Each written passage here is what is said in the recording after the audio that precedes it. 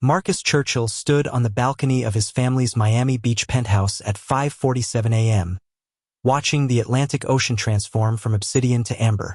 He'd paid $12 million for this view 3 years ago, prime oceanfront real estate on Collins Avenue, but he couldn't remember the last time he'd actually seen a sunrise. Usually, he was in Tokyo or London or Dubai by dawn, chasing deals across time zones, building his empire one acquisition at a time. But this morning, he couldn't sleep. His phone had buzzed 73 times since midnight. 73 reminders that his world was quietly imploding. His CFO, his trusted partner of 8 years, had been siphoning funds into offshore accounts. The board wanted answers. Investors were nervous. And Marcus, at 34 years old, with a net worth that Forbes estimated at $3.2 billion, felt utterly, devastatingly alone. Behind him, through the floor-to-ceiling windows, he could hear his sisters arguing about something trivial. Always arguing.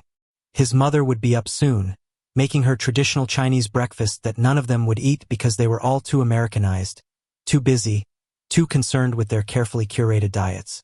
This vacation was supposed to fix things. His mother had insisted. Family time, she'd said in Mandarin, her voice carrying that particular tone that meant non-negotiable. You work too much. The girls need their brother. I need my son, not a photograph in Forbes magazine. Marcus gripped the balcony railing, the cool metal grounding him. The ocean breeze carried salt and possibility, but all he felt was the weight of expectation. Churchill Technologies needed him sharp, focused, ready to handle the crisis. Instead, he was watching the sky change colors while his mind churned through forensic accounting reports and emergency board meetings, and movement on the beach below caught his eye. A dark-skinned, pretty woman had appeared on the sand, seemingly from nowhere. She wore simple athletic clothes, dark leggings, a loose white tank top, and carried a yoga mat under her arm. Even from 12 stories up, there was something luminous about her, the way she moved with unhurried purpose, the way she seemed to belong to the morning in a way he never had. She spread her mat near the water's edge, far enough from the tide but close enough to feel part of it. Then she stood still, face turned toward the emerging sun, arms loose at her sides, just breathing. Marcus watched, transfixed, as she began to move.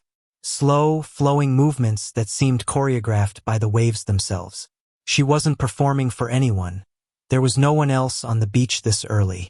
She was simply present, completely absorbed in the moment, in her body, in the morning.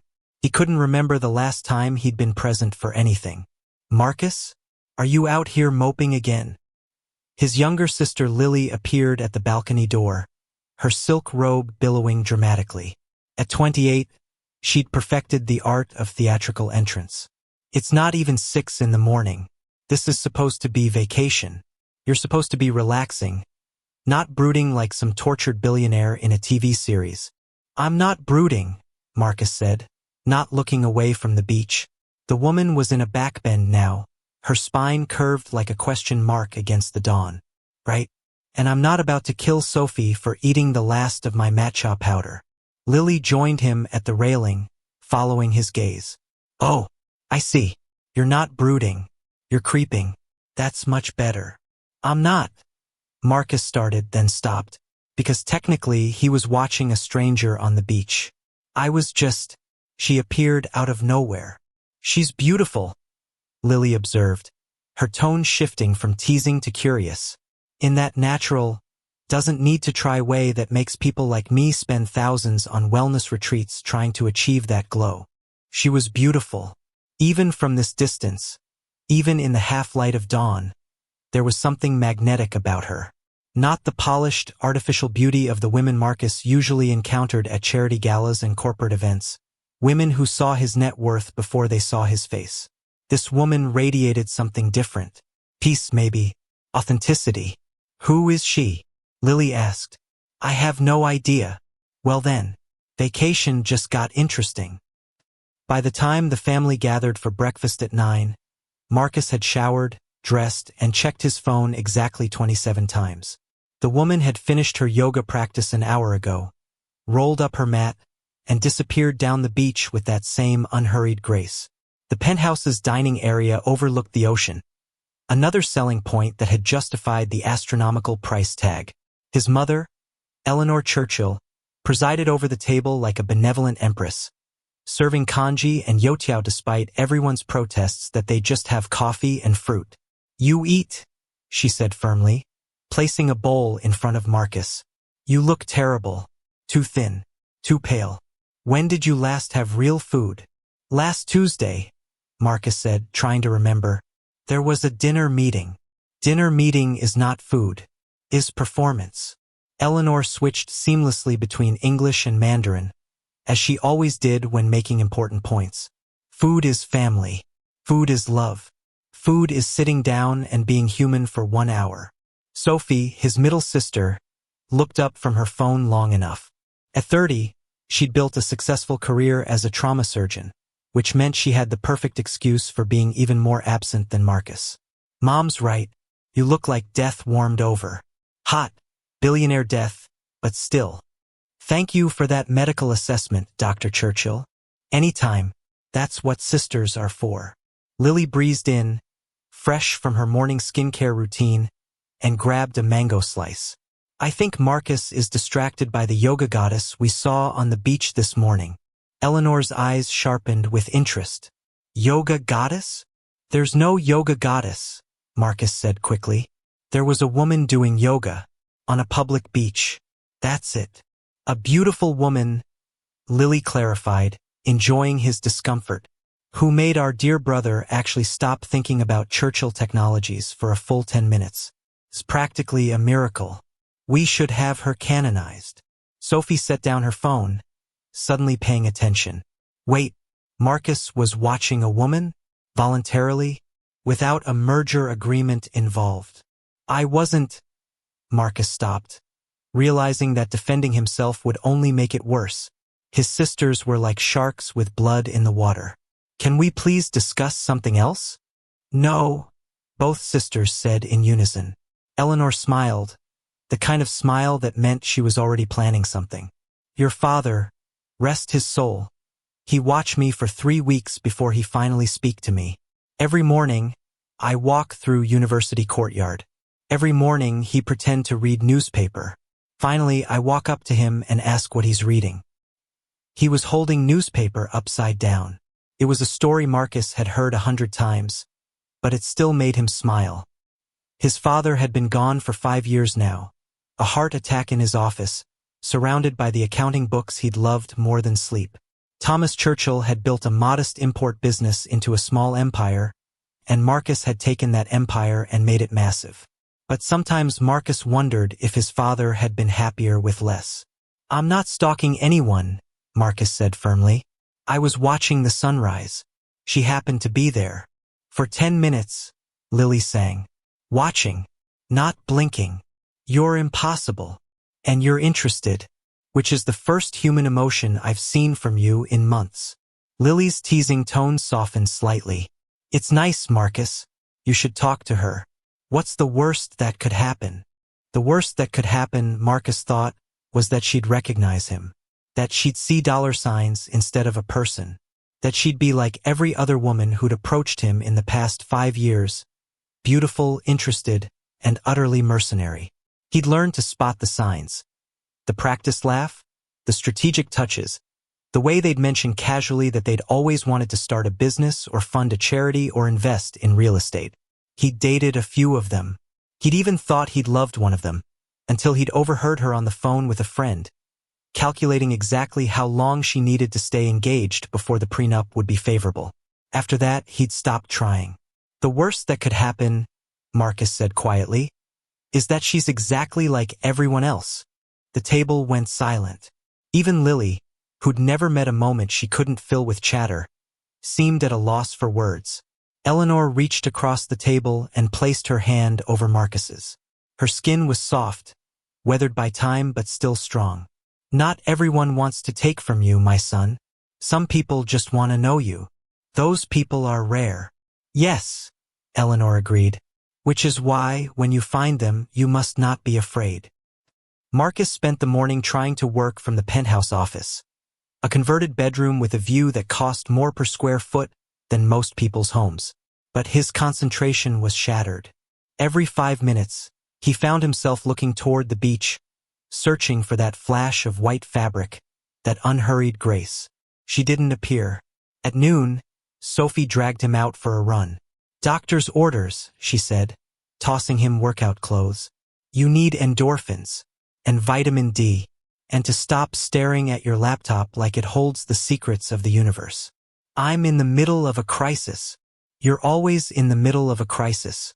That's what happens when you're the youngest self-made billionaire in tech. Crises are your baseline." Sophie was already at the door, bouncing on her running shoes. "Come on, 30 minutes. I promise it won't kill you." They ran south along the beach path, past the Art Coco hotels and the tourists just arriving for lunch. Sophie set a punishing pace. She ran marathons for fun, which Marcus considered a form of voluntary torture, but he kept up, grateful for the burn in his lungs, the simplicity of movement. "So," Sophie said after the first mile, barely winded, "want to talk about what's really bothering you?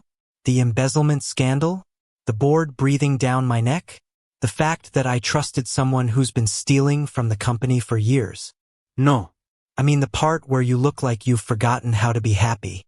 Marcus nearly stumbled. "I'm fine." "You're rich. That's not the same as fine." Sophie glanced at him, her expression gentler than her words. "Marcus, I see trauma patients every day. I see people who've lost everything. Their health, their mobility, their loved ones. And you know what? Some of them are happier than you. Because at least they're fighting for something real. My company is real. Your company is a thing. An impressive thing, sure. But it's not a life." She slowed to a walk, catching her breath. "Dad built his business because he wanted to provide for us. You've already done that. You've exceeded every goal he ever set. So what are you building for now?" The question hung in the humid air between them. What was he building for? More money? More deals? More validation from business magazines and investment forums? "I don't know," Marcus admitted. "Then maybe it's time to figure it out." Sophie squeezed his shoulder. "And maybe, just maybe, talking to the pretty yoga woman would be a start.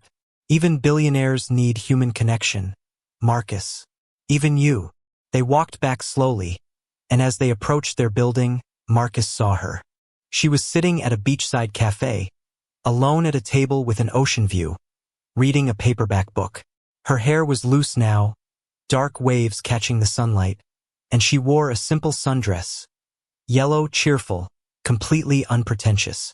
She looked utterly content, lost in her book, occasionally reaching for her iced coffee without looking away from the page. "That's her," Sophie whispered. "Go. I'm covered in sweat. You're human. She'll appreciate it."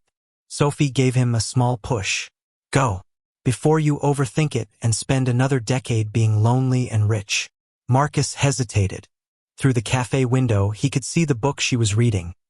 Something with a worn cover, creased spine. A book that had been read and loved. She laughed suddenly at something on the page, a genuine burst of delight, and the sound carried across the patio like music. He took one step toward the cafe. Then his phone rang. His assistant. The emergency tone. Marcus looked at the screen, then at the woman, then back at the screen. "I have to take this," he said, hating himself. Sophie's disappointed sigh said everything. "Of course you do." By the time Marcus finished the call, a crisis that could have waited, should have waited, the woman was gone. Her table was empty except for a book left face down, holding her place, suggesting she'd return. But when Marcus walked past 20 minutes later, freshly showered and dressed, the book was gone. And so was she. That evening, the family decided on dinner at a trendy restaurant in South Beach, the kind of place where reservations required either months of advance planning or a name that opened doors. Marcus's name opened every door. He hated it. They were shown to the best table, naturally. The one with the ocean view, the subtle privacy, the perfect lighting. The staff treated them like royalty, which meant they were never left alone. Never allowed a moment that wasn't curated and managed. "I missed the dumpling house in San Francisco," Eleanor said wistfully, looking at the elaborate tasting menu. Small place. Noisy. Real. The owner knew my order. Here, they know my net worth. Mom's getting philosophical, Lily observed. That means she's plotting something. I plot nothing. I observe. Eleanor smiled serenely. I observe my son is unhappy. I observe he needs more than business deals. I observe the universe sending signs. The universe didn't send signs. I saw a woman doing yoga. Marcus studied the wine list without seeing it. Can we please move on from this? No, the women said together. The meal was exquisite and forgettable. Course after course of molecular gastronomy and artistic presentation. Each bite a technical marvel that tasted like everything and nothing. Marcus found himself missing his mother's congee. The simple comfort of food made with love instead of ambition. They were on dessert. Now Sophie has joined them, making them 3 women and Marcus. Some deconstructed key lime situation that involved 18 components and a dramatic tableside presentation. When Marcus saw her again, she was walking past the restaurant, alone, wearing a simple white dress and sandals. Her hair was neatly styled, and she carried a small bag over her shoulder. She wasn't looking at the restaurant, wasn't seeking attention. She was just walking, head tilted up at the darkening sky, watching the first stars appear. Without thinking, Marcus stood up. Marcus, Sophie asked. I'll be right back. He weaved through the restaurant, ignoring the concerned manager who tried to intercept him, and pushed through the door onto Ocean Drive. The evening air was thick and warm, carrying sounds of music and laughter from a dozen different directions. She was half a block away, walking south, in no apparent hurry.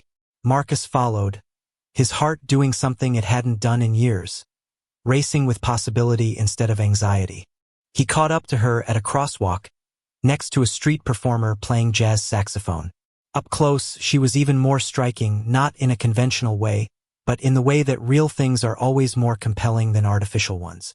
Her skin was sun-kissed, her dress was probably from a department store, and she wore no jewelry except small silver earrings. She turned, sensing his presence, and their eyes met. Hers were brown, warm, curious, completely free of recognition. Hi, Marcus said, and his voice came out rough and used to uncertainty. She smiled, the kind of smile that suggested she smiled often and easily. Marcus realized he had no plan, no pitch, no strategy, just an overwhelming need to know who she was. I've seen you on the beach this morning. The yoga. Oh, her smile widened, amused rather than uncomfortable. Was I disturbing you?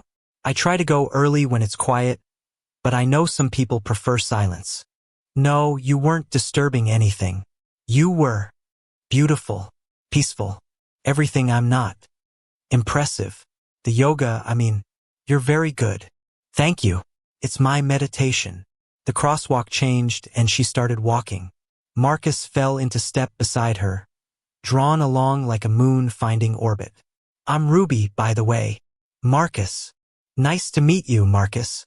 She glanced at him, taking in his designer clothes, his expensive watch, his entire carefully constructed armor.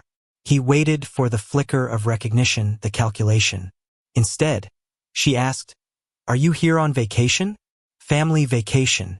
You? Sort of. I'm on sabbatical, taking 3 months to reset before I figure out what comes next.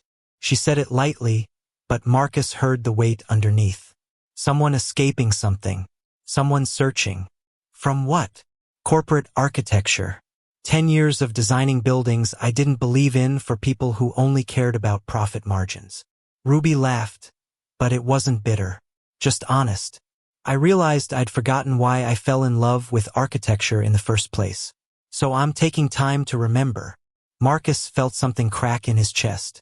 What if you can't remember? She stopped walking and looked at him, really looked at him, and Marcus felt more seen in that single moment than in all his years of interviews and board meetings and public appearances.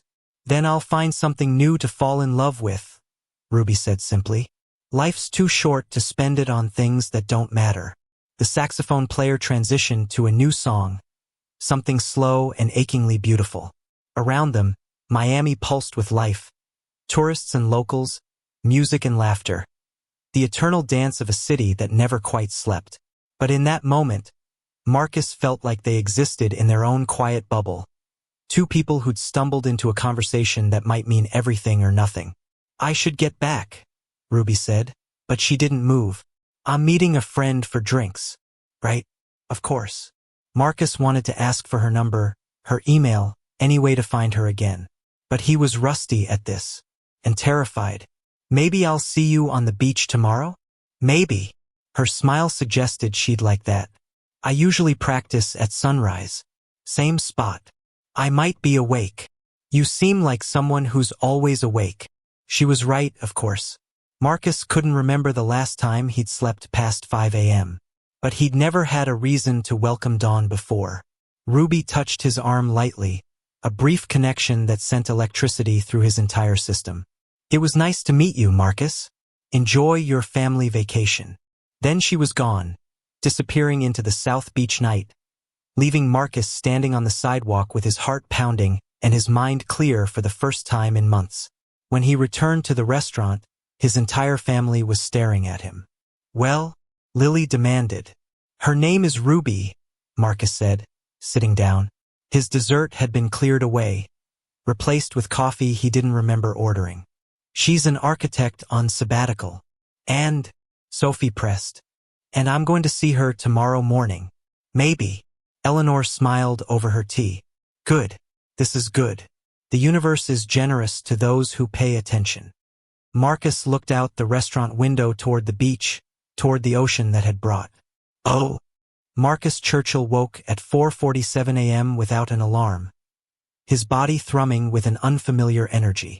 For a moment, he lay in the darkness of his bedroom, listening to the ocean through the open balcony door, trying to remember the last time he'd felt this particular brand of anticipation. Not before a board meeting. Not before closing a deal. This was something else entirely. Something almost forgotten from his younger years, before Churchill Industries had consumed his entire existence. Before his father's sudden death had thrust him into the CEO position at 29. Before the weight of a $50 billion empire had settled onto his shoulders and never lifted. This felt like hope, or maybe just possibility. He dressed in running clothes, nothing too deliberate, nothing that screamed, "I'm trying," and made his way to the penthouse's espresso machine. The apartment was silent except for the ever-present whisper of the ocean. His mother and sisters wouldn't be awake for hours. At 5:23 a.m., Marcus stood on the balcony, coffee in hand, watching the beach below. She wasn't there yet.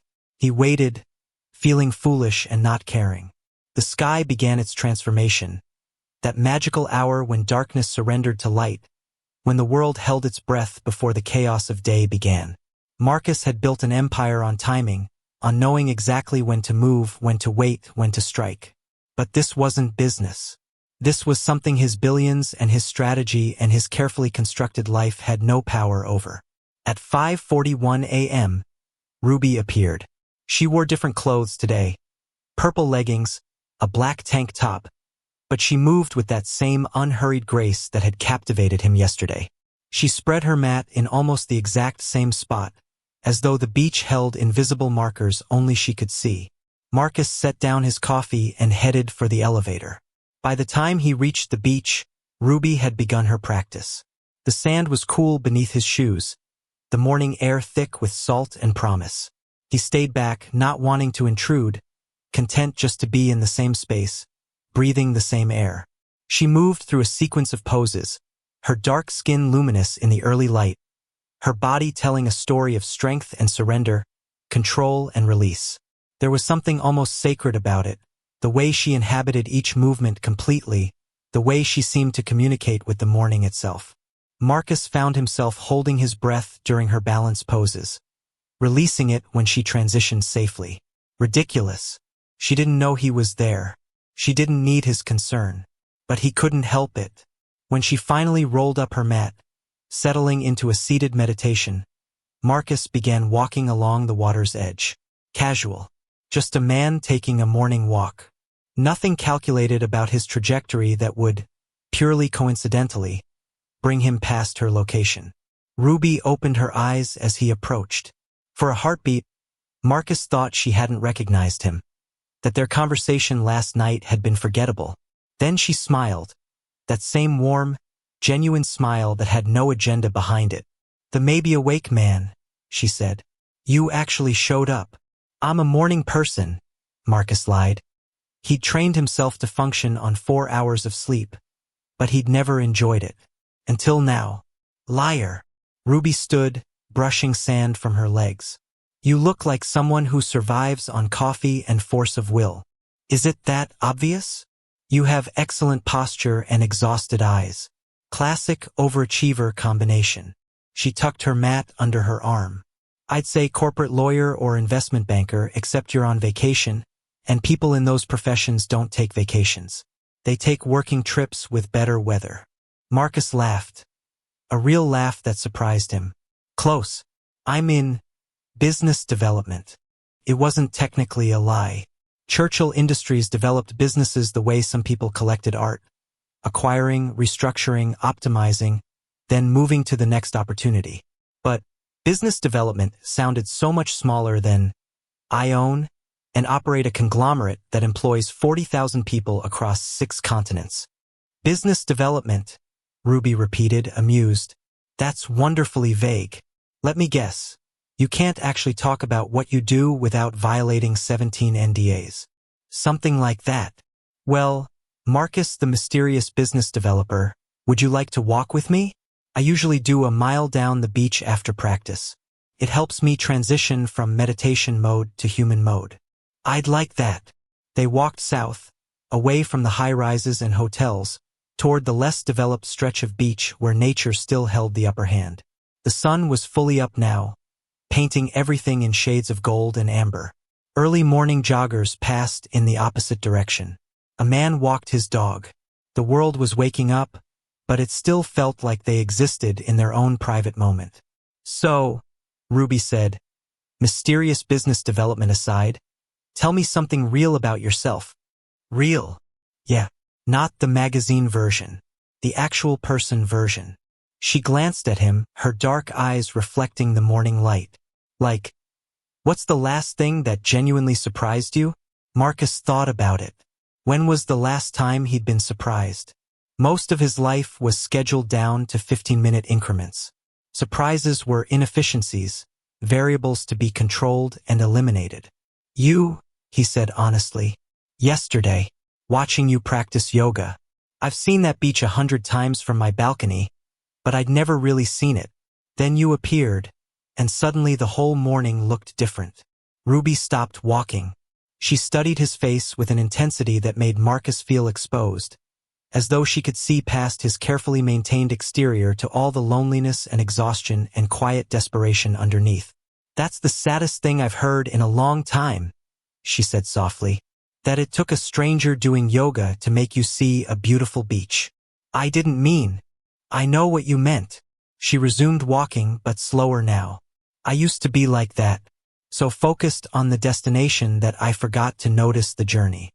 Spent 10 years designing buildings in New York, Chicago, Atlanta. Won awards. Made partner at my firm. Built exactly the life I thought I wanted. What happened? I woke up one morning in my expensive apartment with my expensive coffee maker and my expensive view, and I realized I couldn't remember the last time I'd felt anything real. Joy. Sadness. Excitement. I was just numb. Going through the motions of a life that looked perfect from the outside and felt empty from the inside." Marcus felt something twist in his chest. She just described his entire existence. "So I quit," Ruby continued. "Gave my notice, sublet my apartment, and decided to spend 3 months figuring out who I am when I'm not performing for everyone else. My mother thinks I've lost my mind. My friends think I'm having some kind of breakdown. But honestly, this is the sanest I've felt in years." "Where are you staying?" "Little Art Coco Hotel on Washington Avenue. Nothing fancy, but it has character. Real character, not the fake vintage thing that luxury hotels do." She smiled. "I'm on a budget for the first time since grad school. It's terrifying and weirdly liberating." Marcus tried to imagine operating on a budget. He'd grown up with money, old Connecticut money that whispered rather than shouted, and then made his own fortune that did both. He paid people to manage his finances. He didn't know the price of milk or gas or a hotel room, because those details existed somewhere far below his altitude. "What made you choose Miami?" he asked. I closed my eyes and pointed at a map. Ruby laughed at his expression. "I'm serious. I needed somewhere warm, somewhere I'd never been, somewhere that had no associations with my old life. My finger landed on Miami, so here I am." "That's incredibly brave. Or incredibly stupid. I haven't decided yet." She paused where the beach narrowed, where hotels gave way to private residences behind walls and gates. "We should probably turn back. This is about my mile marker." They turned, heading back north. The beach was more crowded now. Families setting up for the day, vendors preparing their carts, lifeguards taking their positions. The private bubble of dawn had dissolved into the chaos of living. "Can I ask you something?" Ruby said. "And you can tell me to mind my own business if I'm overstepping." "Ask." "Why do you look so tired, Marcus?" Not just physically tired. Soul tired. No one had asked him that question before. Not his mother, though she worried. Not his sisters, though they teased. Not his therapist, who he'd stopped seeing after 3 sessions because sitting in an office discussing feelings had seemed like an inefficient use of time.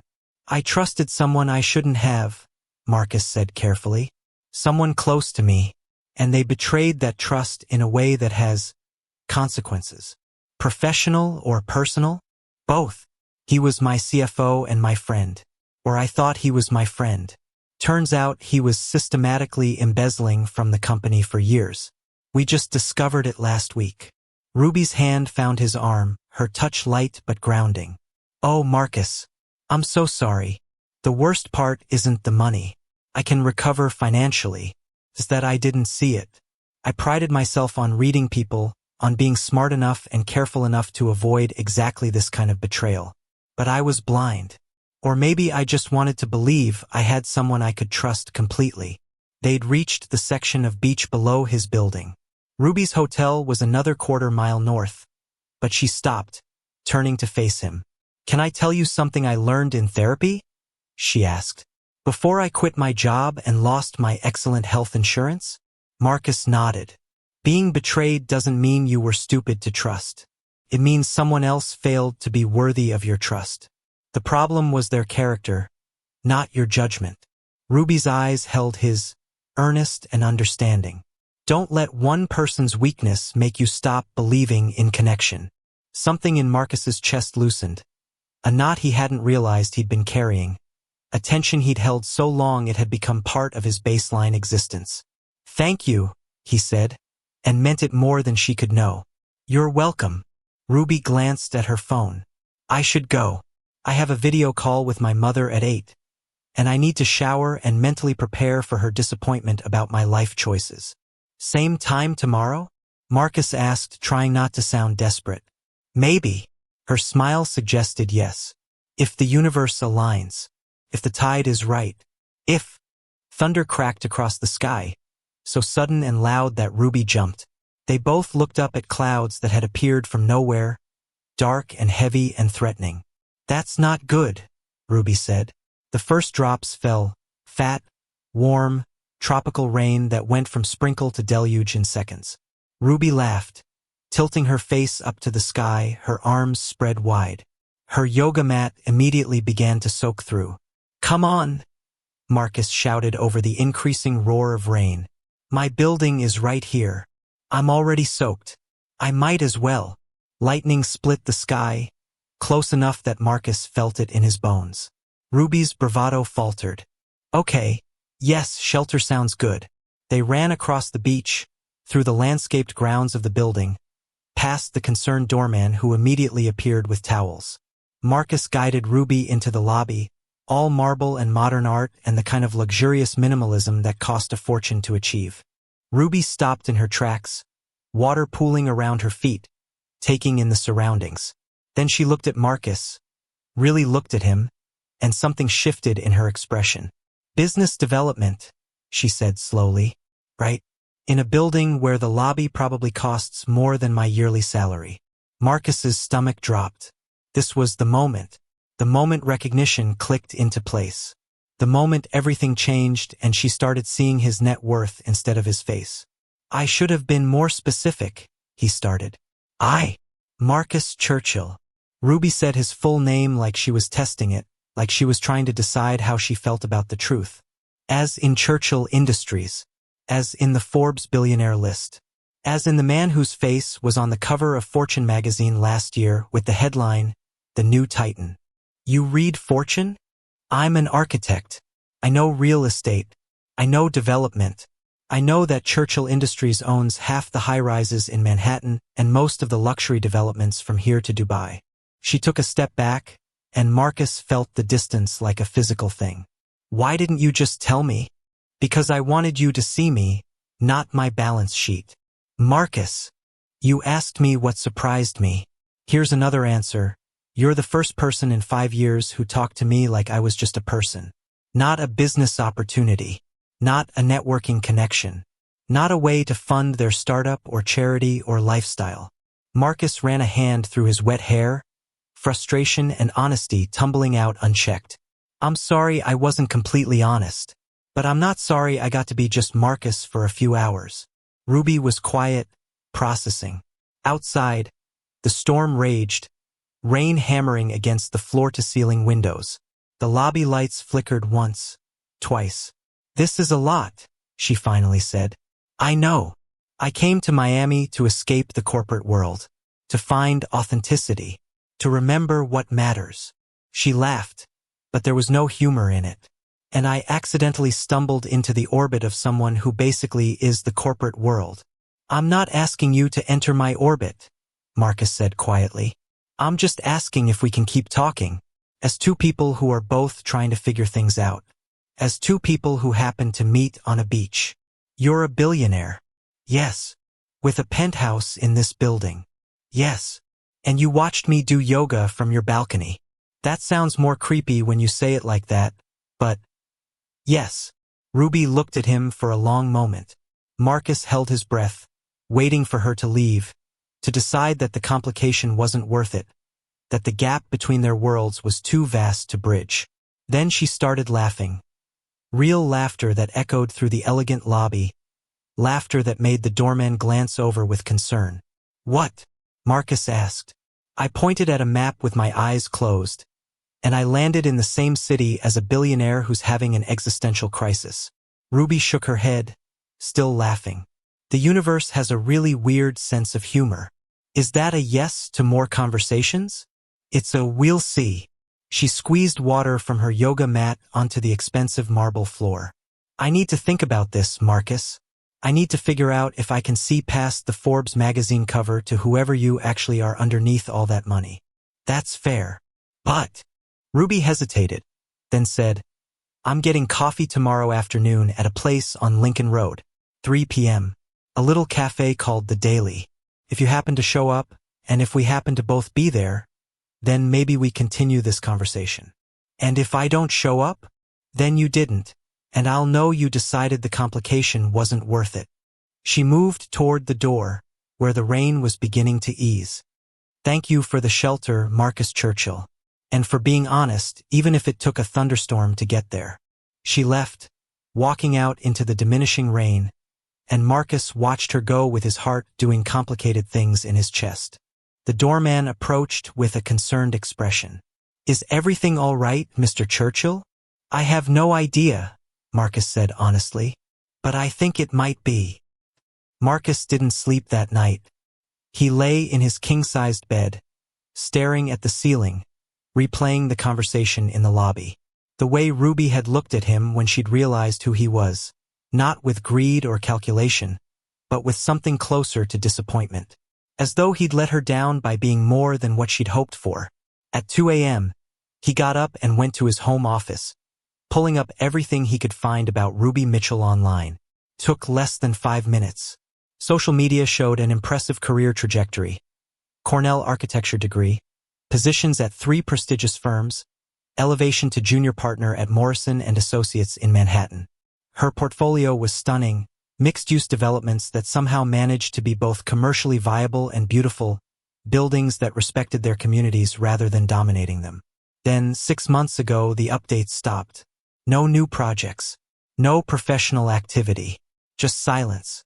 He found a few photos from architecture award ceremonies.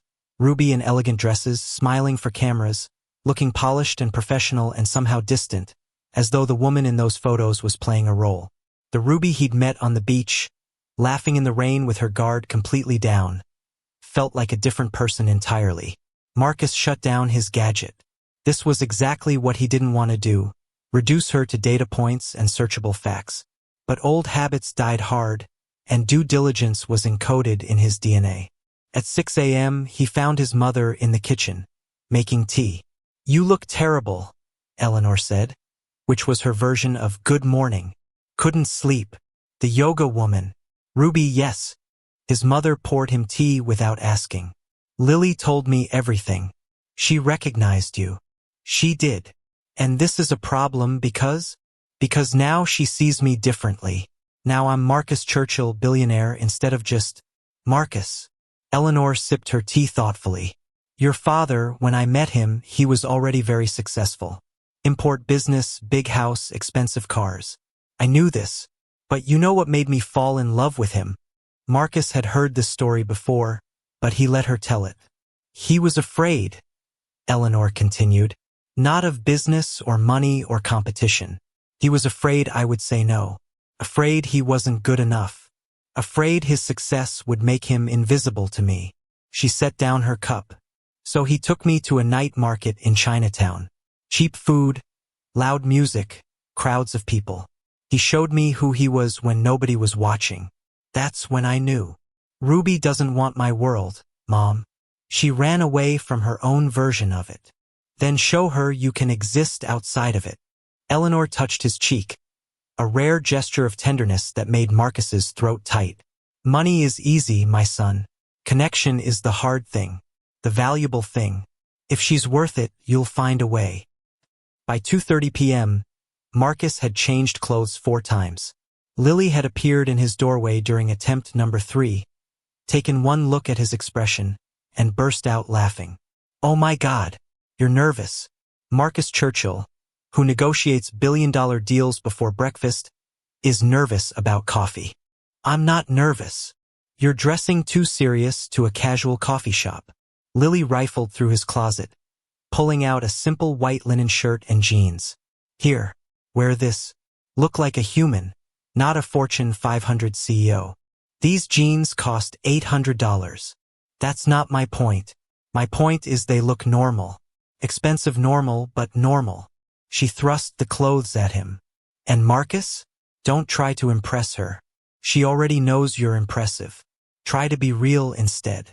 At 2:55 p.m., Marcus stood outside the Daily, a small cafe tucked into a quieter section of Lincoln Road. It had mismatched furniture, local art on the walls, and a handwritten menu board that advertised oat milk alternatives and pastries from a nearby bakery. It was the opposite of the artisanal, Instagram-perfect coffee shops that catered to influencers and tourists. It was perfect. Ruby was already there, sitting at a corner table with a book and an iced coffee. She wore a simple yellow sundress and had her hair pulled back in a loose bun. No makeup that Marcus could detect. No jewelry except small gold hoops in her ears.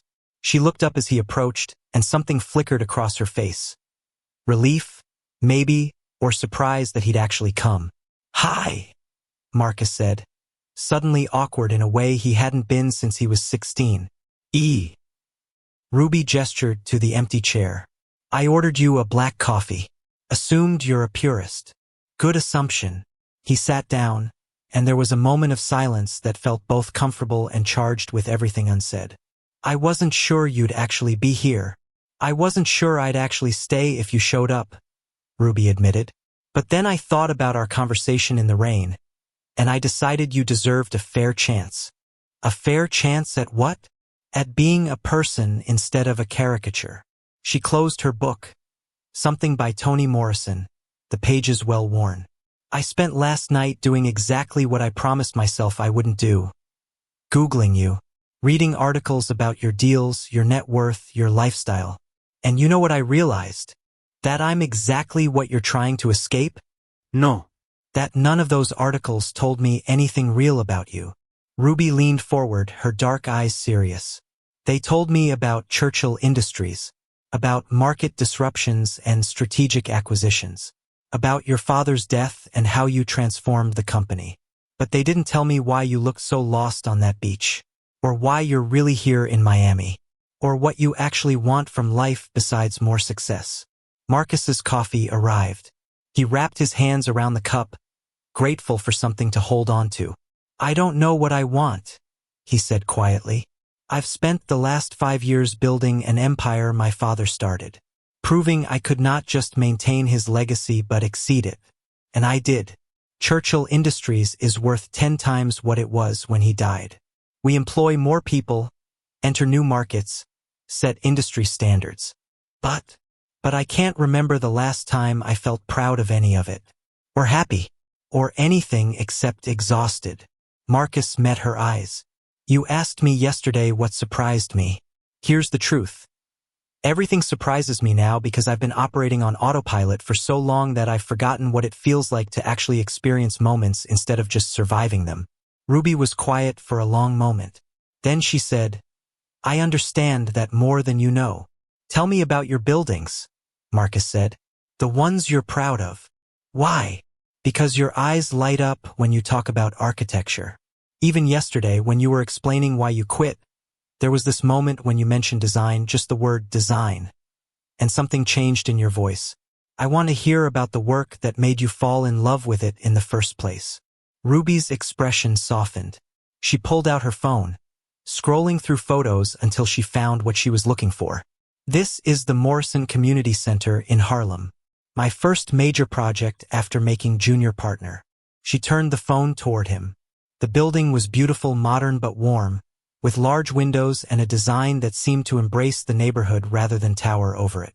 It's a community space, Ruby explained, her voice animated now. Library, meeting rooms, after-school programs, job training center.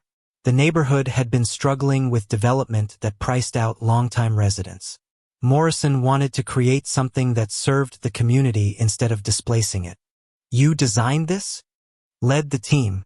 We spent 6 months just talking to residents, understanding what they needed. Then we designed around those conversations. She swiped to another photo, the interior, all natural light and open spaces.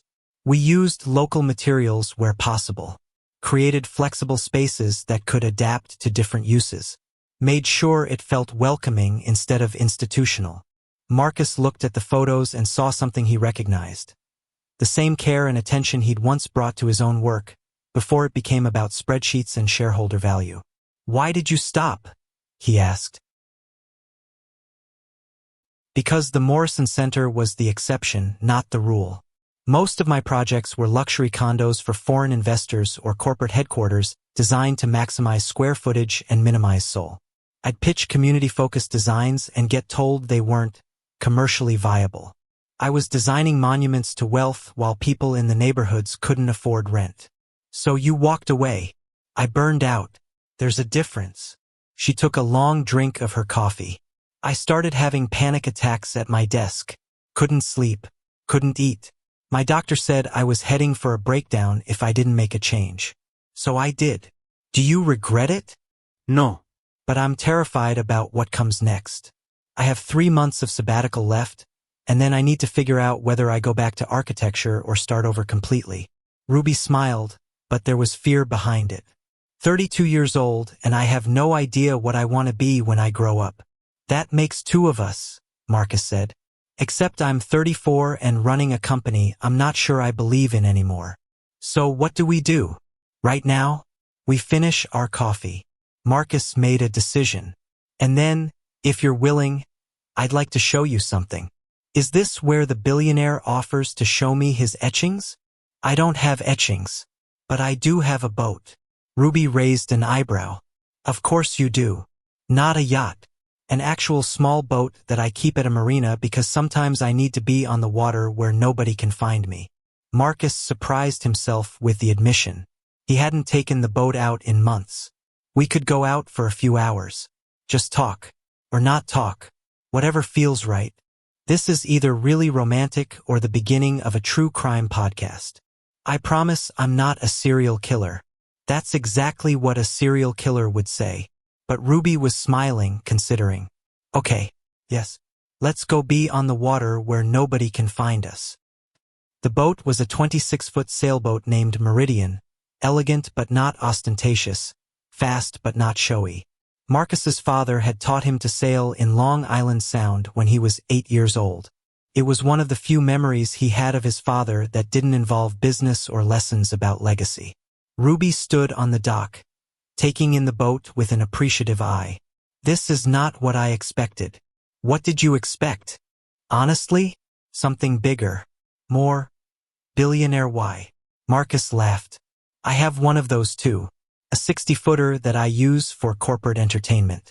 But this is the one I actually like. He helped her aboard, hyper-aware of her hand in his, the brief moment of contact that felt charged with possibility. Ruby settled into the cockpit while Marcus prepared to cast off, moving through the familiar routine of checks and preparations.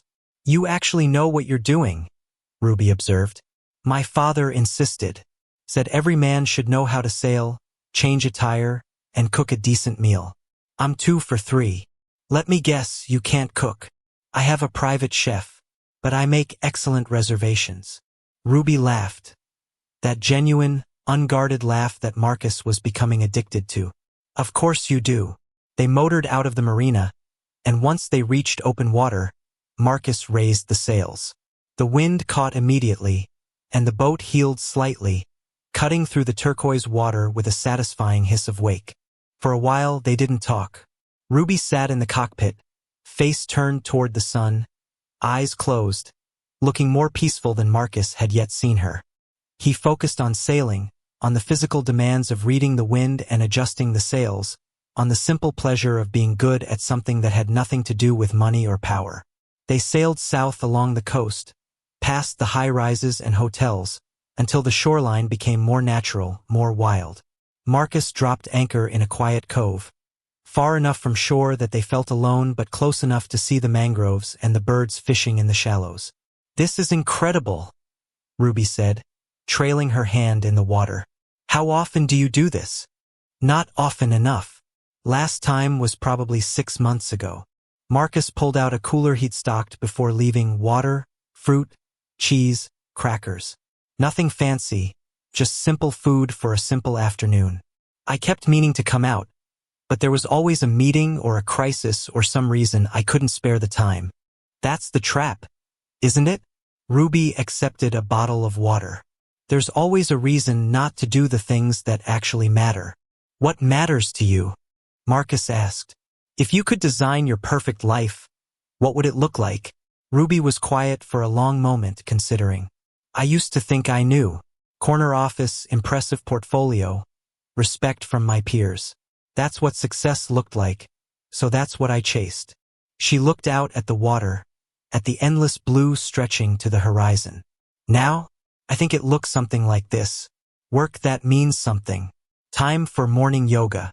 Relationships that aren't transactional. A life where I'm present instead of just busy. That sounds impossible. Does it? Or does it just sound different from what we're taught to want? Marcus thought about his father, who'd worked 70-hour weeks until the heart attack killed him at his desk. About his own life, which looked impressive on paper and felt hollow in practice. About the fact that he couldn't remember the last time he'd felt present in his own existence. I don't know how to be different, he admitted. I don't know how to be Marcus Churchill without Churchill Industries. It's who I am. It's all I am. That's not true, isn't it? Take away the company, the money, the reputation. What's left? Ruby shifted closer, her expression intense. The man who noticed someone doing yoga on a beach. The man who stands on his balcony at dawn looking lost. The man who just admitted he doesn't know what he wants, which is the bravest thing I've heard anyone say in years. She touched his arm, and Marcus felt it everywhere. You're more than your balance sheet, Marcus. But you'll never know what that more is until you're willing to look. I'm looking now, Marcus said quietly. At you. At a version of my life that doesn't revolve around quarterly earnings and board meetings. And what do you see? Possibility. Terrifying, complicated possibility. They sat in the gentle rocking of the boat, the silence between them comfortable and charged at the same time. The sun was beginning its descent toward the horizon, painting the sky in shades of orange and pink that seemed almost artificial in their intensity. Tell me something else, Ruby said eventually. Something you've never told anyone. Marcus didn't even hesitate. I'm lonely. Not just alone. I'm alone all the time, that's normal. But lonely in a way that makes me wonder if I've forgotten how to actually connect with people. Everyone wants something from me. A job, an investment, an introduction, a favor. I can't remember the last time someone just wanted to know me. I want to know you, Ruby said softly. Do you? Or are you just fascinated by the contradiction? The billionaire who's miserable. The success story that feels like a failure. Both. Her honesty was disarming. I'm fascinated by the contradiction. But I also recognize something in you that I saw in myself 6 months ago. Someone who built exactly what they thought they wanted and discovered it wasn't enough. What if I can't change? What if this is just who I am? Then you can't. But Marcus, you sailed away from your phone, from your responsibilities, from everything that defines you, just to spend an afternoon on the water with someone you barely know. That doesn't sound like someone who can't change. That sounds like someone who's already starting to. The sun was touching the horizon now, the sky ablaze with color. Ruby stood, moving to the bow of the boat, and Marcus followed. They stood side by side, not touching but close enough that he could feel her warmth, her presence, the way she seemed to take up space without demanding it. I could fall for you, Marcus said, the words escaping before he could stop them. Easily, completely, in a way that would probably be a disaster for both of us. Ruby turned to look at him, and her eyes were luminous in the dying light. I know, I could fall for you too. And you're right. It would be complicated and messy and probably a terrible idea. But I'm here anyway. She smiled, sad and hopeful at the same time. I'm here, and you're here, and we're both looking for something neither of us can quite name. Maybe that's enough for now. Marcus reached out, tucking a loose strand of hair behind her ear. Ruby leaned into the touch, just slightly, and for a moment they stood on the edge of something. A commitment, a choice that would change everything. Then Ruby stepped back. Not yet, she said, and there was regret in her voice but also certainty. Not because I don't want to, but because I need to know this is real. That you're seeing me and not just an escape. That I'm seeing you and not just a fascinating distraction from my own uncertainty. Marcus's hand fell to his side. Disappointment warred with respect. You're right. I usually am. It's annoying, I know. Ruby moved back toward the cockpit. Take me back to shore, Marcus Churchill. Before we do something we can't take back. They sailed back as the stars began to emerge, the city lights growing brighter as they approached. The conversation flowed easier now, ranging from childhood memories to favorite books to ridiculous stories about terrible dates and worse business meetings. By the time they reached the marina, Marcus felt like he'd known Ruby for years instead of days. He walked her to her hotel, the little Art Coco building that she'd described, with its faded glamour and honest charm. They stood on the sidewalk outside, neither quite ready to say goodbye. Thank you for today, Ruby said, for showing me your boat, your honest self, your lonely billionaire heart. Thank you for seeing it, for seeing me. I have yoga tomorrow at sunrise. Same spot. I'll be there. Not watching from the balcony this time? No. On the beach. With you if that's okay. Ruby smiled. That warm, genuine smile that had captivated him from the first moment. It's okay. Bring coffee. Good coffee. Not the terrible stuff from your fancy machine. How do you know my coffee is terrible? Because expensive things are often terrible. It's a rule of the universe. She kissed his cheek, brief, warm, leaving the scent of coconut sunscreen and something uniquely her. Then she was gone, disappearing into her hotel lobby, leaving Marcus standing on the sidewalk with his heart doing complicated things and his mind racing with possibilities. He walked back toward his building, taking the long route, needing time to process everything. His phone had 17 missed calls and 42 unread emails. The world of Churchill Industries was demanding his attention, as it always did. But for the first time in years, Marcus Churchill wasn't sure he cared. Marcus woke at 5:15 a.m. to find his mother sitting on his balcony, drinking tea and watching the ocean. "Can't sleep either?" he asked, joining her with his own cup of coffee. Terrible coffee from his fancy machine, as Ruby had correctly diagnosed. "I'm old. Old people don't sleep. We just wait for dawn and pretend we're being contemplative." Eleanor glanced at him, her expression knowing. "You came home late, and you're smiling. These are good signs. We went sailing, and talking, and not kissing, even though I wanted to." Marcus sat in the chair beside her. "She's leaving in 2 weeks. I'm supposed to leave in 3 days. And I have a company imploding that needs my attention. So you have a choice to make." "Doi. The board expects me back. The CFO situation needs to be handled personally. I can't just abandon Churchill Industries because I met someone who makes me feel human for the first time in years." Eleanor was quiet for a long moment, sipping her tea and watching the sky lighten. "Your father said something to me the week before he died. We were having dinner, rare because he was always working. And he looked at me across the table and said, 'Eleanor, I built you a castle, but I forgot to live in it with you.'" Marcus felt something crack in his chest. "I didn't know that. He was planning to retire. Did you know that? He was 62. He wanted to travel, spend time with family, maybe teach part-time at the business school. He had it all planned." Eleanor's voice caught slightly. "Then he had the heart attack and all those plans died with him. And you took over the company and worked even harder than he did. Like you were trying to honor his memory by becoming him." "I was honoring his legacy." "No, my son. You were repeating his mistakes." Eleanor turned to face him fully. "Your father succeeded at business and failed at life. Don't follow that path. Learn from his regret instead of his example. Churchill Industries needs me. Churchill Industries will survive without you for a few more days. The company will always need you. The question is whether you'll need yourself."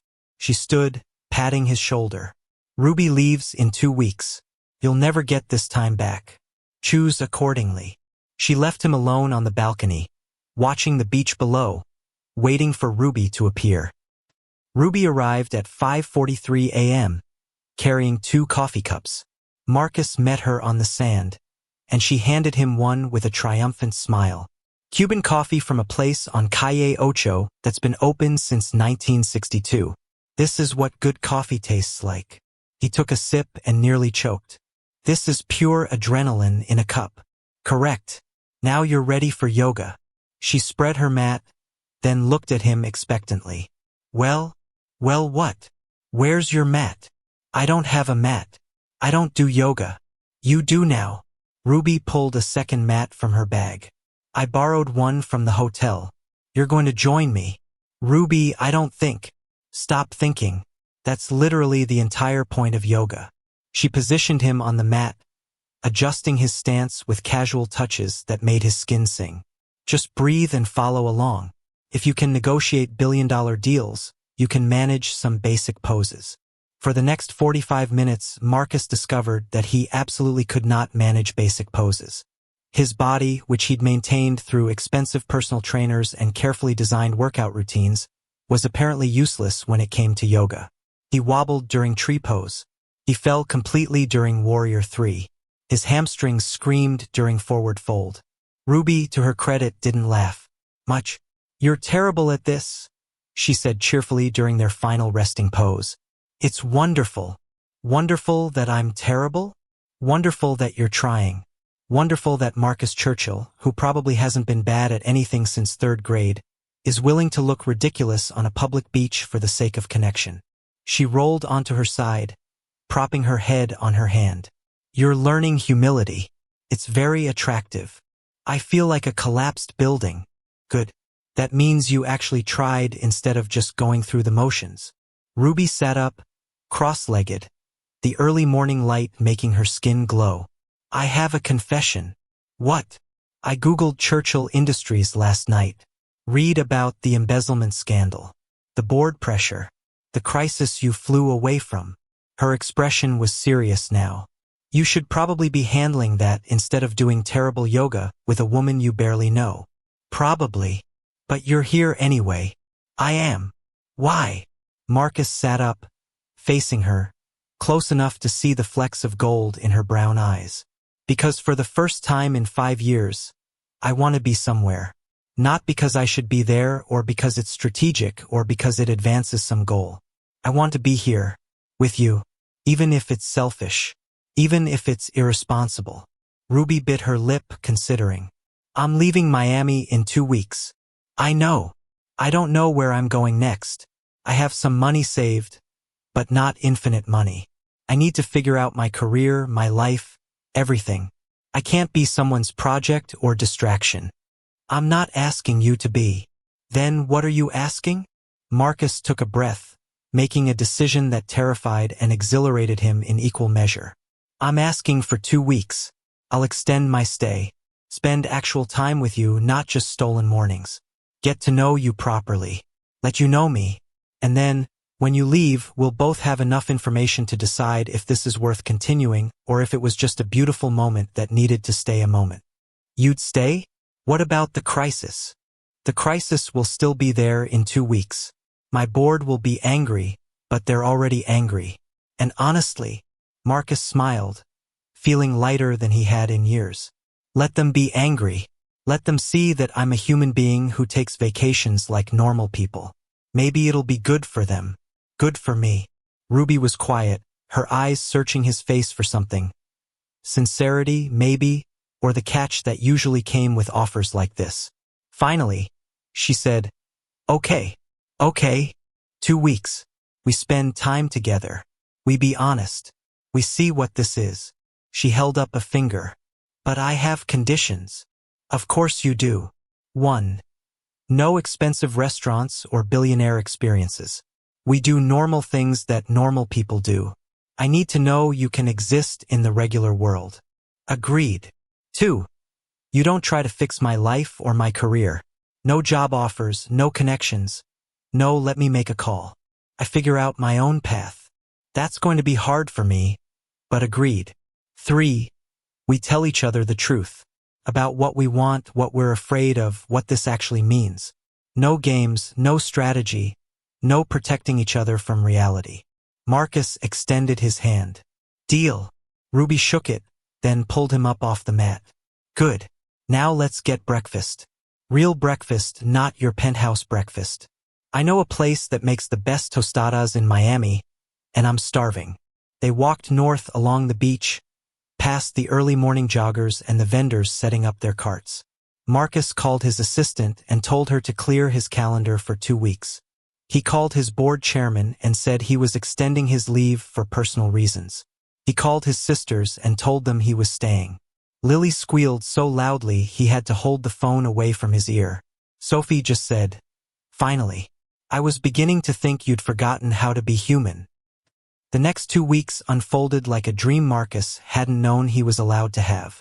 They explored Miami like tourists, the Wynwood walls with their explosive street art, Little Havana with its Cuban coffee and domino games, the Vizcaya Museum with its improbable European grandeur.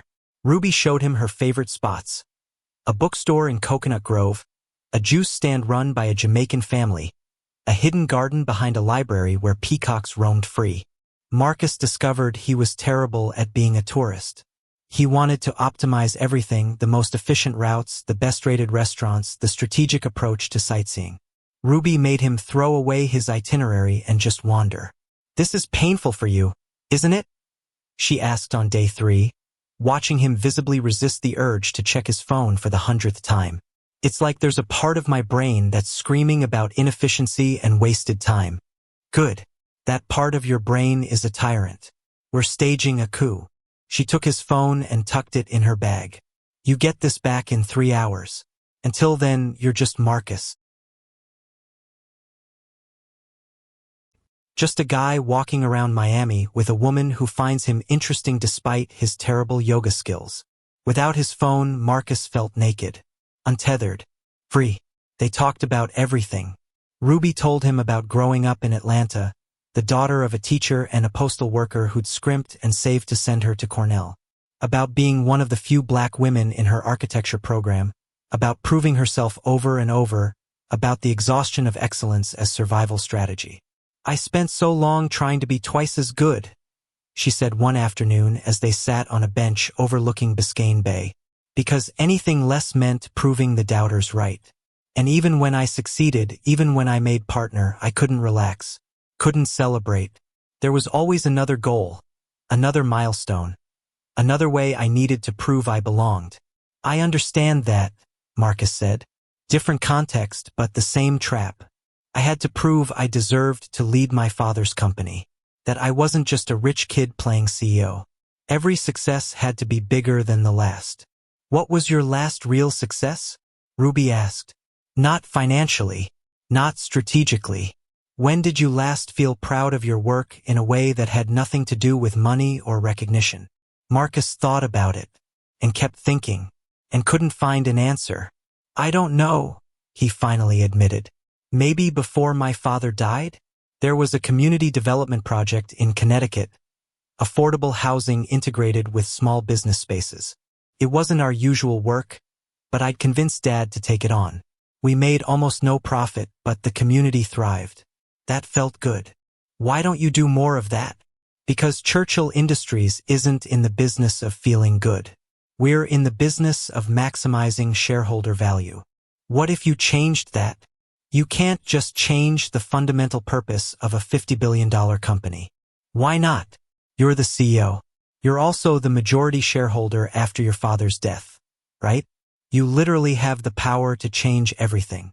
Ruby turned to face him fully. "I'm not saying burn it all down. I'm saying, what if you used your power to build something that matters? Something that would make that 29-year-old version of you proud." The idea was simultaneously terrifying and intoxicating. Marcus had spent 5 years playing by the rules of corporate capitalism, accepting that profit was the only metric that mattered. The thought of using Churchill Industries differently, as a force for actual good rather than just wealth accumulation, had never occurred to him. Or maybe it had occurred to him and he'd dismissed it as impractical, naive, unbusinesslike. "You're dangerous," he told Ruby. "You make me think things are possible." "Good. You need someone dangerous in your life. Someone who pushes back instead of just saying yes."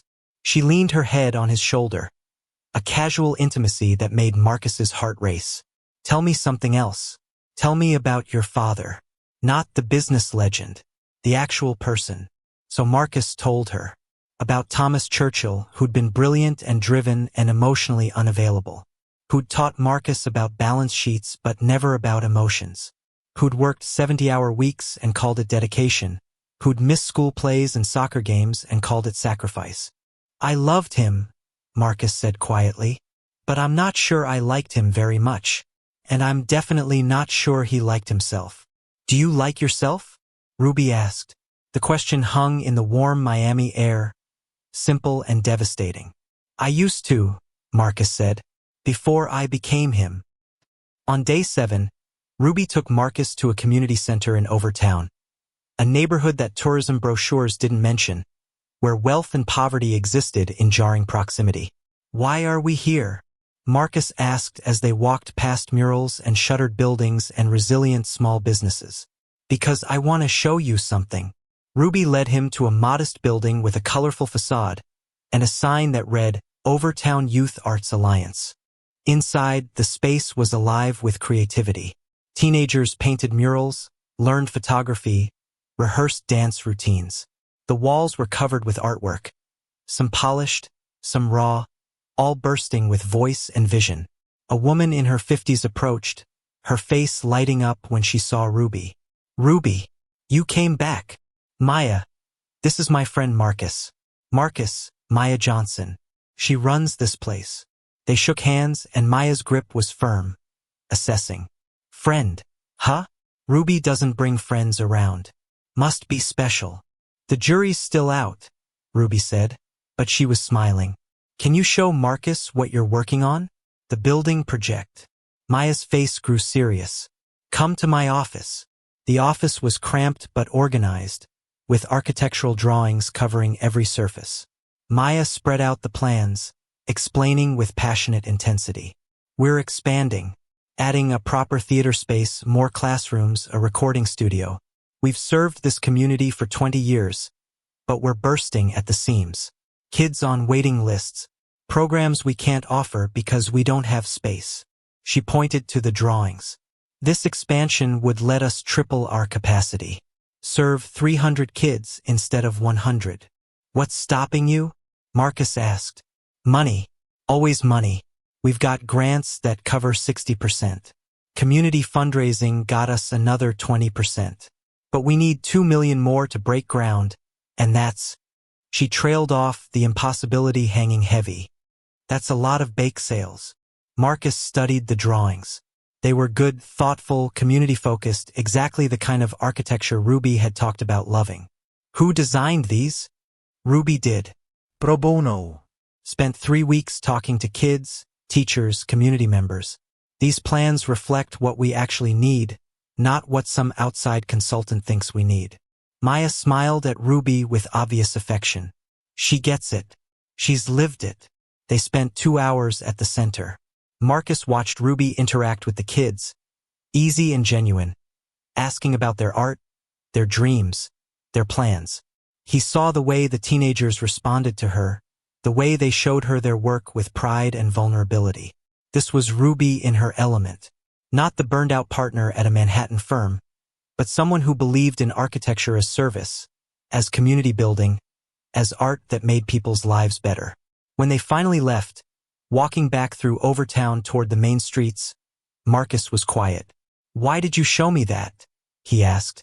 Because I wanted you to see what I'm thinking about for my next chapter. Not luxury condos. Not corporate headquarters. This community projects. Architecture that serves people who actually need it, not people who can afford the architect's fee. Ruby kicked at a pebble on the sidewalk. It doesn't pay well. It might not pay at all. But it matters. It matters more than anything I've done in 5 years. That's not true, isn't it? Churchill Industries builds monuments to wealth. You're talking about building actual community. There's no comparison. Marcus stopped walking, an idea forming. What if I funded it? Marcus, hear me out. $2 million. That's nothing to me. I spend more than that on corporate jets and executive bonuses. What if I invested it here instead? In something real? We had a deal, Ruby said firmly. No trying to fix my life. No connections, no calls, no money. This isn't about you. This is about me. About maybe using my resources for something that isn't just making rich people richer. It's still using your money to solve a problem I showed you. So, isn't that the point? To actually help instead of just feeling vaguely guilty about inequality while doing nothing. Marcus ran a hand through his hair, frustrated. I have more money than I could spend in 10 lifetimes. Maya has kids on waiting lists who could benefit from programs that already exist. Why shouldn't I bridge that gap? Ruby studied his face, her expression conflicted. Because I need to know you're interested in me, not in playing philanthropist to impress me. I'm interested in you. Completely, terrifyingly interested in you. Marcus took her hands. But you're also making me see things differently. Making me ask questions I've been avoiding for years. If that changes how I use my resources, that's growth, not manipulation. You promise this isn't about me? That you do this even if we stopped seeing each other tomorrow? I promise. I'll call Maya tomorrow. Set up the funding through Churchill Industries Charitable Foundation. Anonymous if you want. But I'm doing it because you're right. I should use my power to build things that matter. And that center matters. Ruby was quiet for a long moment.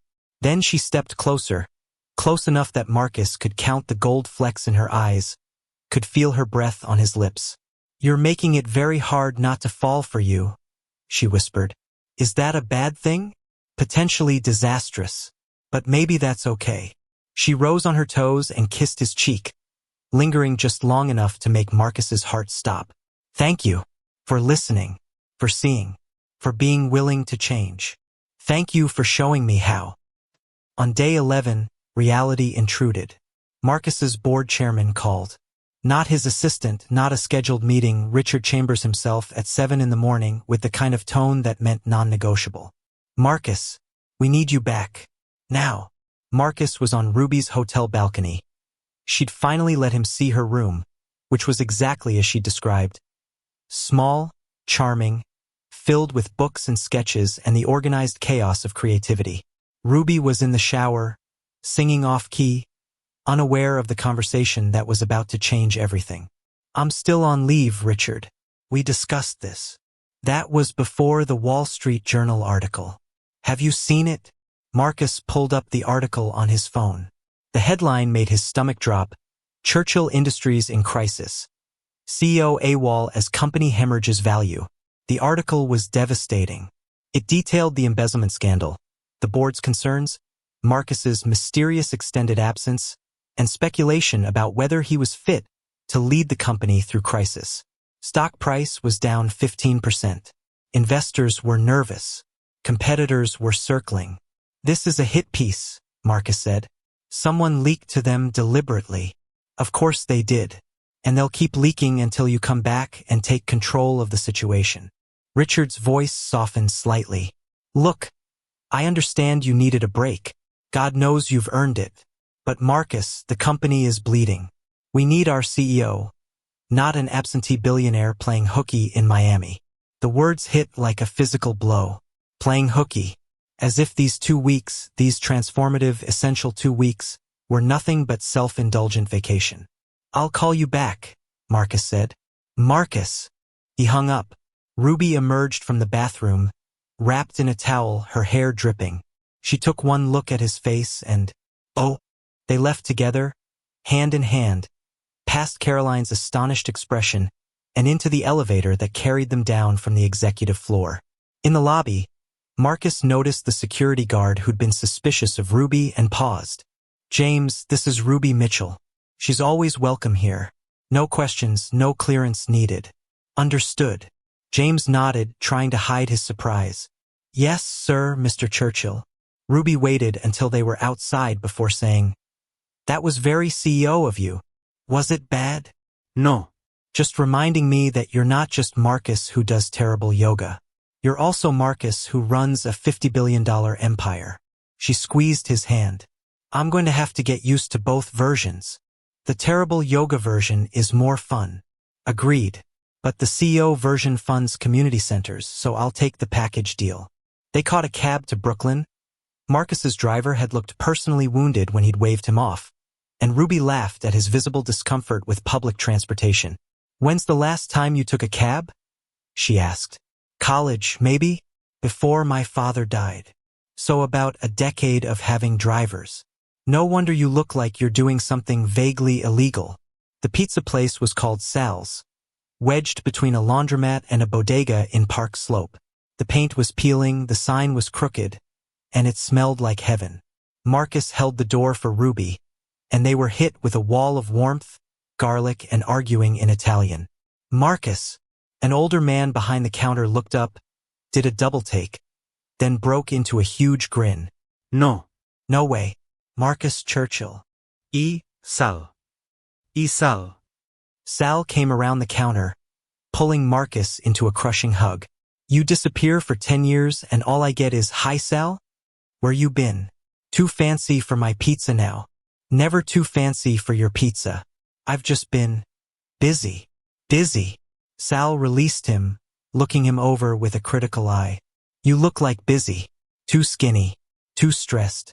But he looked at Ruby with obvious approval. With beautiful company. So maybe not all bad. Sal, this is Ruby. Ruby, Sal makes the best pizza in New York. The best pizza in America, Sal corrected. Maybe the world. Seat. I make you the special. They slid into a booth with cracked red vinyl seats and a table that wobbled. It was perfect. You used to come here? Ruby asked. Every week when I was getting my MBA at Columbia. before everything got complicated. Sal would let me sit for hours, working on papers, refilling my Coke for free. Marcus looked around the small restaurant with obvious affection. This place felt real when everything else felt like performance. Why did you stop coming? My father died. I took over the company. I got busy. He said it simply, but Ruby heard the layers underneath. I became someone who had drivers and assistants and people who brought food to me. I forgot about places like this. Well, I'm glad we're remembering. Ruby took his hand across the table. Tell me about the last 3 months. The real version, not the Wall Street Journal version.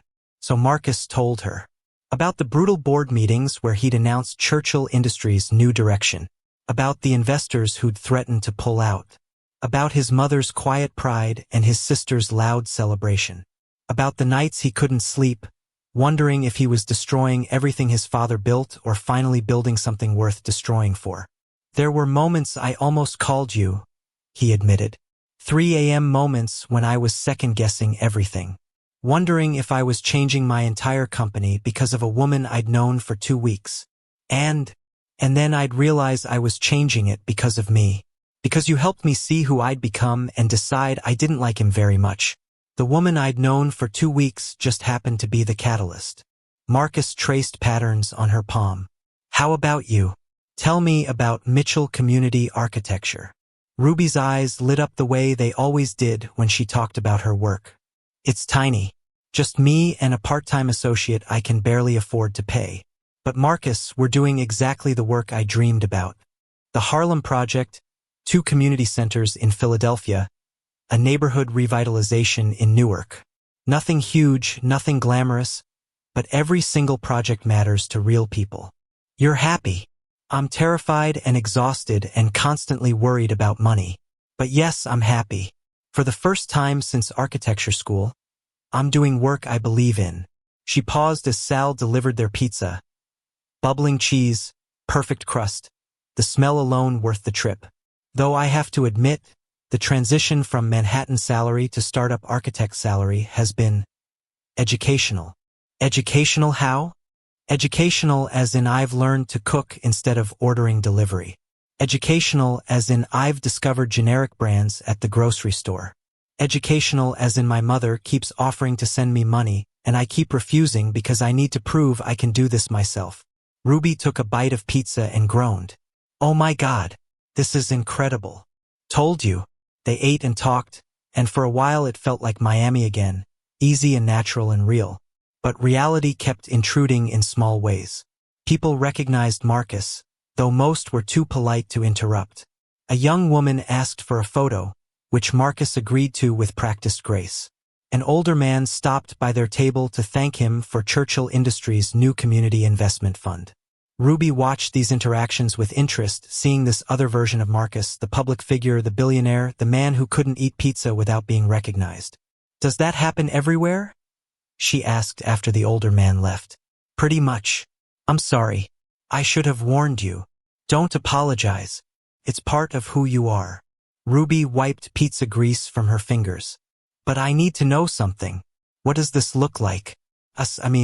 Because you can't exactly be a regular boyfriend who takes his girlfriend to regular places without bodyguards and photographers and people wanting selfies. Marcus had been dreading this conversation. I don't know. I've never dated anyone seriously since my father died. The women I've been with were comfortable in my world. Charity galas, exclusive restaurants, private events. They wanted the lifestyle, not me. I don't want the lifestyle. I know. That's what makes you different. That's also what makes this complicated. So what do?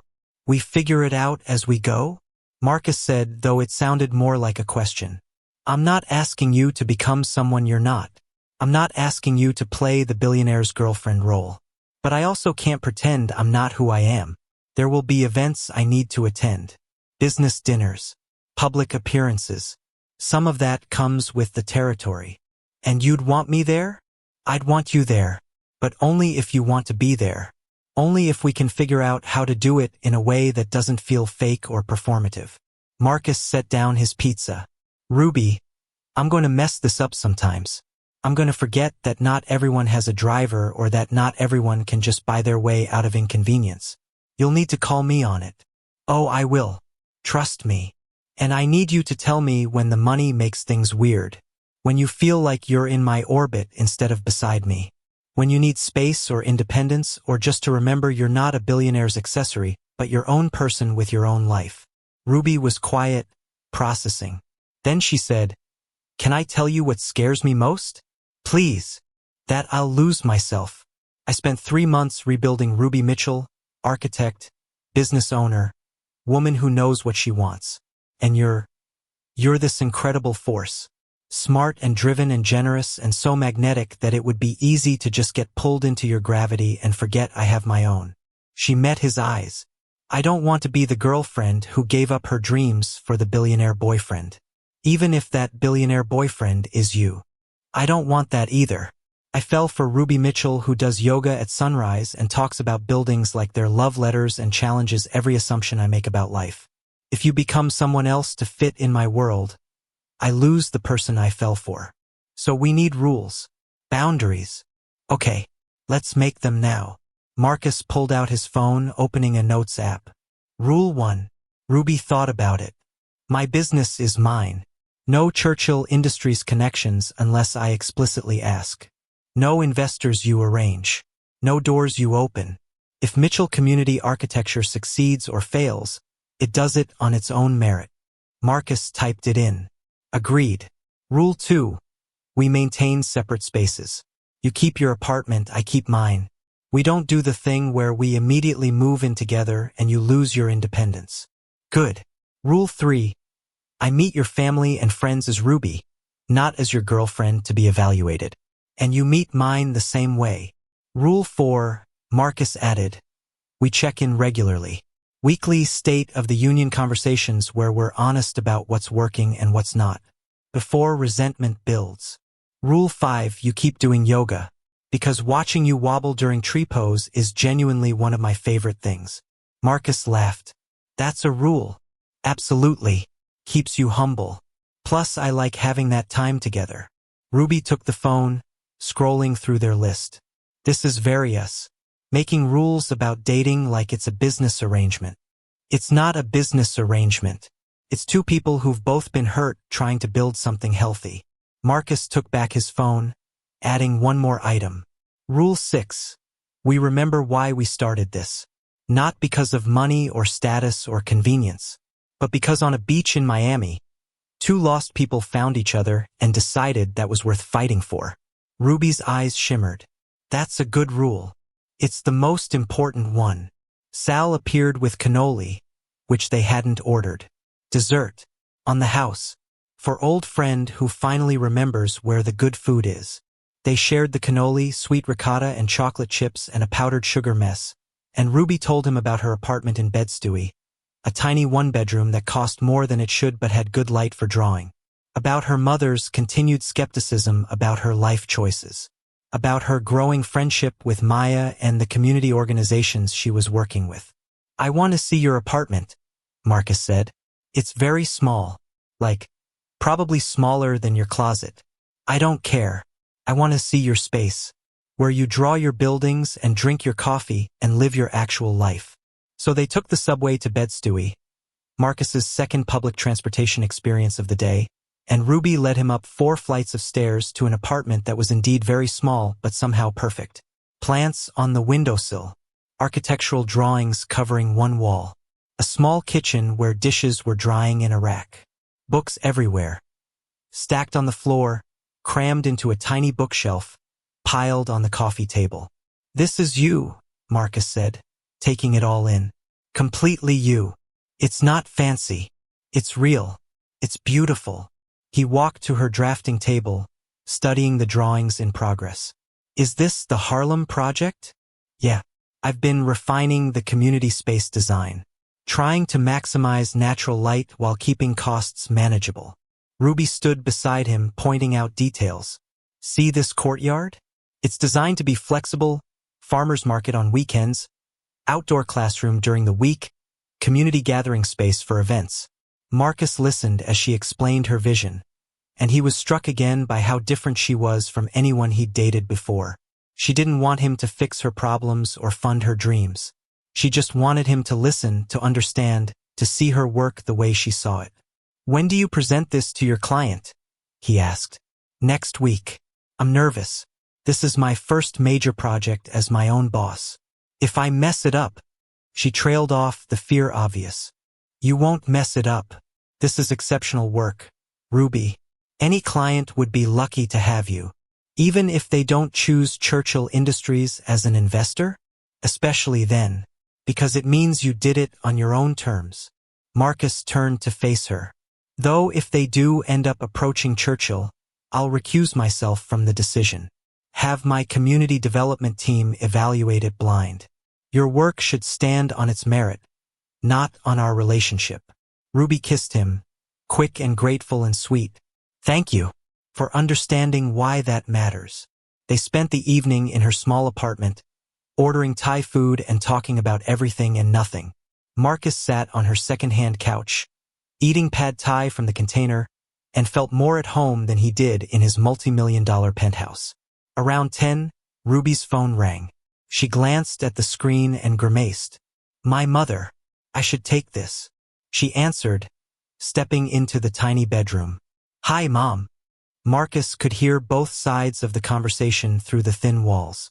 "Ruby, are you eating enough? You sound tired." "I'm fine, Mom. Just working a lot.